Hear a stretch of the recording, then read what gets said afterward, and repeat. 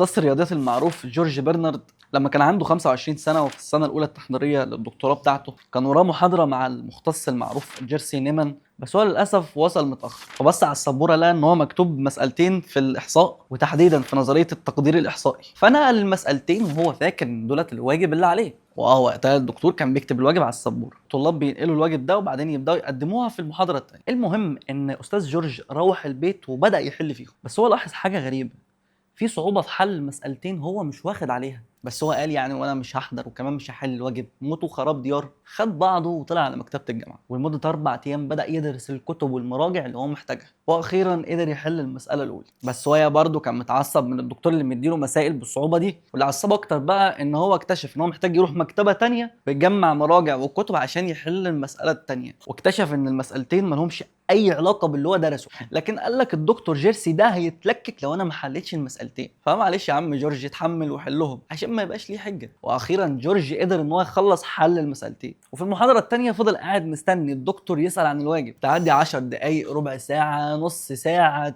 ساعه الا ربع، ساعه ونص، ساعتين، قال لك ما بداش بقى وعمل زي الطالب المجتهد اللي بيبقى موجود في كل مرحله دراسيه انت هتمر بيها، رفع ايديه وقال له يا استاذ بعد اذنك الواجب. الدكتور قال له واجب ايه يا ابني؟ قام جورج وراح سلموا المسألتين واعتذر له ان هو ما قدرش يحضر المحاضره اللي فاتت واتلكك، يعني قال له المذر رود كان زحمه. ابو الكباتن ايه المذر فود ده الدائري بتاع اليونايتد ستيتس صديقي المشاهد. في حاله صمت غريبه عامه المكان، والدكتور جيرسي فاتح بقه هو والطلاب ومحدش فاهم اي حاجه. جيرسي رد عليه وقال له انا ما اعطيتش ليكم اي واجب في المره اللي فاتت، المسألتين اللي انا كتبتهم على السبوره دول كانوا امثله عن المسائل اللي عجز المختصين عن حلها،